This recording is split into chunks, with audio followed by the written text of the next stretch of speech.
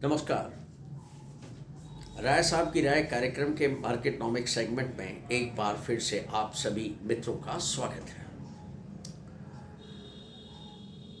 मध्य पूर्व में यानी मिडिल ईस्ट में हालात जस के तस हैं, बल्कि स्थिति और बिगड़ती जा रही है।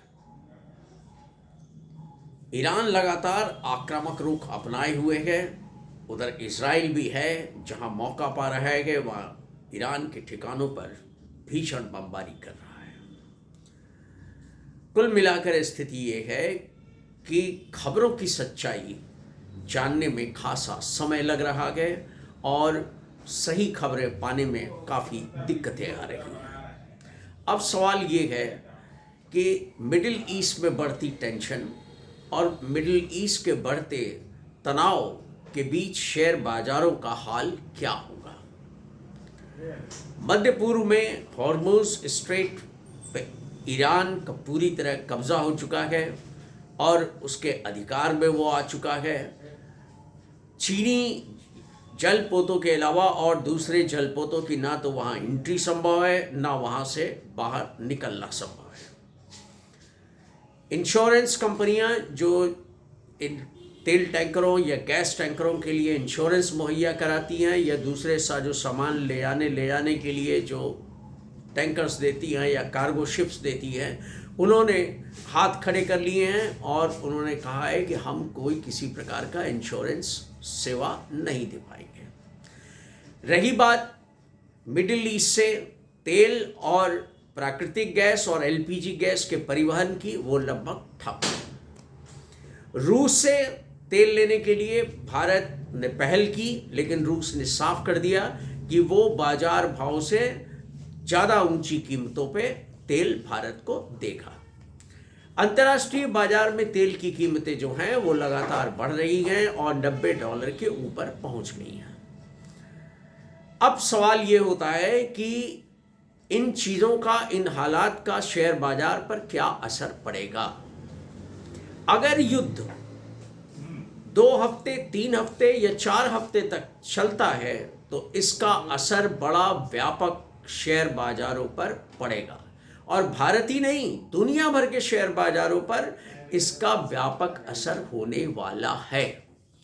अब मैं बताता हूं ये होगा कैसे। जहां तक एलएनजी का सवाल है, प्राकृतिक गैस का सवाल है, इसकी मेजर सप्लाई जो है वो मिडिल ईस्ट से ही होती है। दूसरी सप्लाई का सबसे बड़ा स्रोत जो है वो रूस था, जो पूरे यूरोप को करता था। उसने यूरोप को गैस देना बंद कर दिया है और भारत में भी जो है एलएनजी की आपूर्ति मिडिल ईस्ट से नहीं हो पा रही है। गैस से होता क्या है, गैस से प्रमुख रूप से जो है इंडस्ट्रियल जो है वो हीटिंग और दूसरे जो चीज़ों में वो काम आता है, परिवहन में काम आता है। इसके अलावा जो सबसे बड़ा काम जिनका सीधा ताल्लुक शेयर बाजार से है वो ये है कि एलएनजी से हम जो है वो फर्टिलाइज़र प्लांट्स जो हैं वहाँ फ्लाइट फर्टिलाइजर्स बनाते हैं। अब अगर एलएनजी महंगा होगा या एलएनजी नहीं प्राप्त होगा तो इससे फर्टिलाइज़र उत्पादन पे प्रतिकूल असर पड़ेगा। इसके अलावा जो क्रूड है, अगर क्रूड महंगा हुआ, यानी रूस ने भी महंगा क्रूड देने को कहा है, अंतर्राष्ट्रीय बाजार में भी क्रूड की कीमतें बढ़ रही हैं, मिडिल ईस्ट से आपूर्ति बंद है। इन हालातों में होगा क्या कि क्रूड से जो भी हम प्राप्त करते हैं, अब क्या प्राप्त करते हैं, हम इतनी चीज़ें प्राप्त करते हैं कि हमारे जीवन में जो उपयोग में आने वाली ज़्यादातर वस्तुएं जो हैं, लगभग 70 से 80% वस्तुएं जो हैं प्रत्यक्ष या अप्रत्यक्ष तौर पर क्रूड से ही तैयार होती हैं। चाहे वो पेंट हो, चाहे वो बॉन्डिंग मटेरियल हो, चाहे वो प्लास्टिक्स हो, चाहे वो कॉस्मेटिक्स हो, यहाँ तक कि मेडिसिन के वर्ल्ड में भी जो है बहुत से ऐसे इंग्रेडिएंट्स हैं, तत्व हैं जो हम क्रूड से डेरिवेटिव्स के रूप में प्राप्त करते हैं। चाहे वो बिटुमिन हो, चाहे वो टायर हो, चाहे वो तरह तरह के जो बढ़िया प्लास्टिक्स हों, और दूसरे तमाम, मतलब ऐसी कितनी मैं गिनाऊँ आपको कि जो रोज़मर्रा की चीज़ें जो हम आप इस्तेमाल करते हैं वो प्रत्यक्ष या अप्रत्यक्ष तौर पे वो क्रूड से ही प्राप्त होती हैं। तो जाहिर है जब क्रूड महंगा होगा, क्रूड की अवेलेबिलिटी जो है उसके लिए जो है आपाधापी होगी, उसकी कीमतें बढ़ेंगी। माना तो ये भी जा रहा है कि अगर हालात ऐसे ही रह गए, महीना, सवा महीना, 1.5 महीना अगर ये युद्ध खिंच गया तो क्रूड की कीमतें अंतर्राष्ट्रीय बाजार में $150 तक पहुंच सकती हैं। अब ये पहुंचेंगी नहीं पहुंचेंगी, लेकिन इतना तो तय है कि क्रूड की कीमतें 100 के पार जाना तय है। अब अगर ये क्रूड जो है कच्चा तेल, इसकी कीमतों में इजाफा होगा तो इसका असर क्या होगा? यानी हम जो उपभोग में लाने वाले सामान खरीदते हैं उनकी कीमतों में कंपनियां जो हैं वो इजाफा कर देंगी। अगर वो इजाफा करेंगी, चौतरफा महंगाई बढ़ेगी। इधर किसानों के लिए यूरिया महंगी होगी या मान लीजिए और दूसरे फर्टिलाइजर्स महंगे होंगे, तो जो है वो किसानों पे शामत आएगी, अनाज महंगा हो जाएगा। दूसरी ओर औद्योगिक क्षेत्र से जो हमें रोजमर्रा की चीजें मिलती हैं वो महंगी हो जाएंगी, क्योंकि कंपनियों को जब कच्चा माल महंगा खरीदेंगी तो आपको सस्ते में घाटा में सह के थोड़ी बेचेंगी।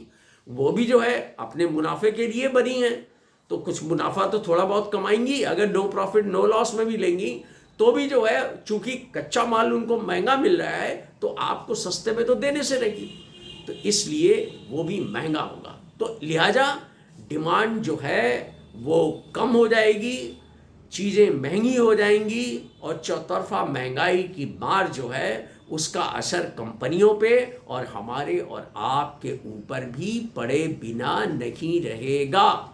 अब सवाल ये होता है, यहीं पे आता है कि वो जो कंपनियां जो क्रूड से बने हुए कच्चे माल को इस्तेमाल करती हैं या क्रूड को सीधे इस्तेमाल करती हैं, जैसे रिफाइनरीज हैं या और दूसरी जो डाउनस्ट्रीम यूनिट्स हैं, जो क्रूड की डाउनस्ट्रीम यूनिट्स हैं वो उनका क्या हाल होगा?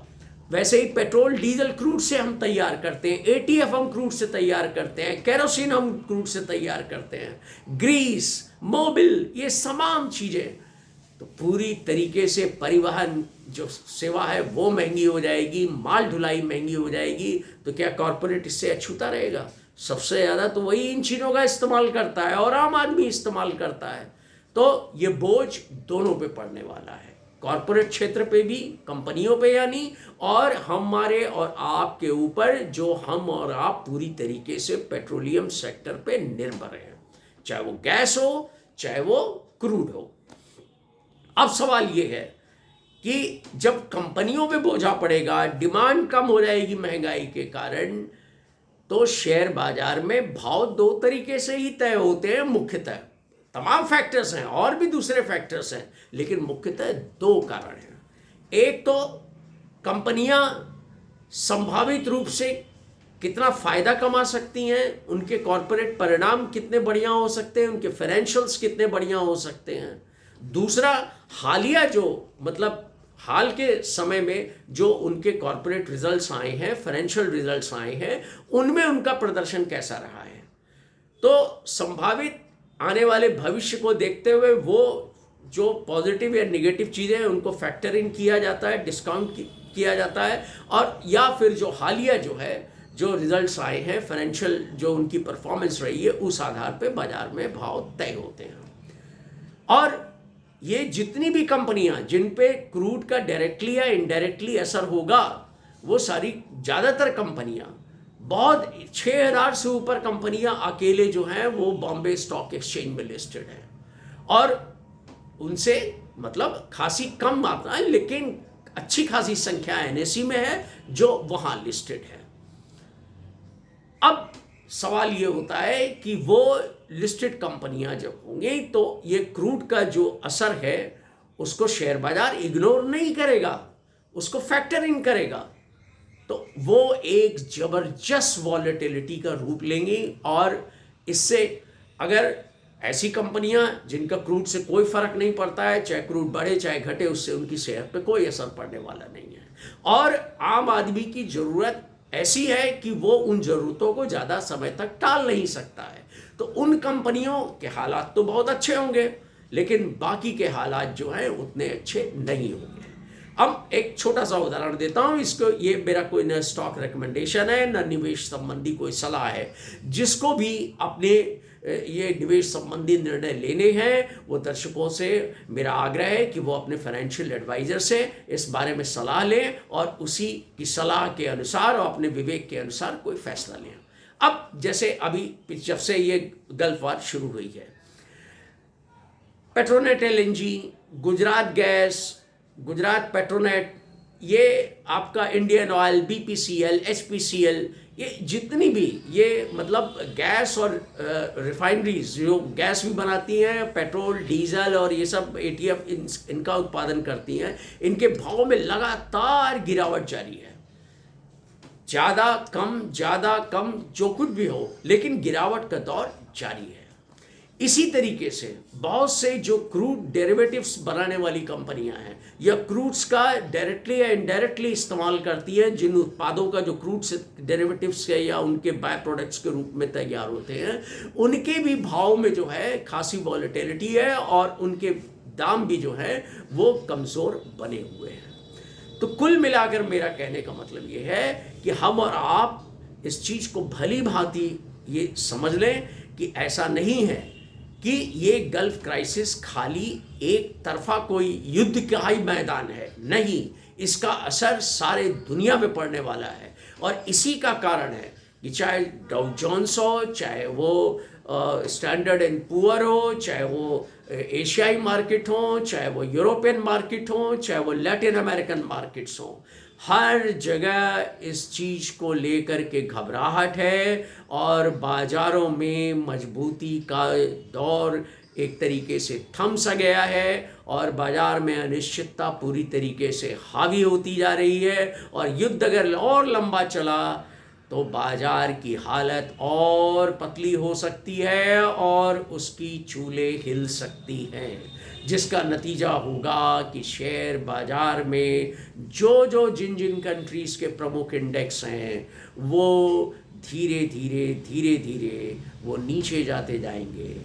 मैं ये नहीं कह रहा कि ये 100% बिल्कुल ऐसा ही होगा, नहीं, ये सब कुछ वार जो है, गल्फ में जो टेंशन है, गल्फ में जो हालात हैं वो उनके ऊपर होगा कि वो कितना लंबा चलते हैं, उनका दायरा कितना व्यापक होता है, कौन कौन देश इसमें सीधे या पीछे पर्दे के पीछे से वो इसमें शामिल होते हैं, आगे के राजनीतिक समीकरण क्या होते हैं, आर्थिक समीकरण क्या होते हैं, ये सब कुछ उन पर डिपेंड करेगा। लेकिन एक चीज़ तय है कि महंगाई की मार जो है वो बहुत ज़बरदस्त होने वाली है अगर जो युद्ध ज़्यादा समय तक चला और उसकी व्यापकता और ज़्यादा कॉम्प्लिकेटेड हुई। तो मैं इसी के साथ इस वीडियो में विराम देता हूं और आप लोगों से एक बार फिर आग्रह करता हूं कि वीडियो जो है आप मेरा देखने के बाद कोई ना कोई अपने व्यूज़ कमेंट ज़रूर दीजिए, लाइक्स डिसलाइक ज़रूर आप कीजिए और मेरे चैनल को सब्सक्राइब करें, मेरा हौसला अफजाई करें ताकि मैं और बेहतर आपको इनपुट्स दे सकूं। इसी के साथ नमस्कार, जय हिंद।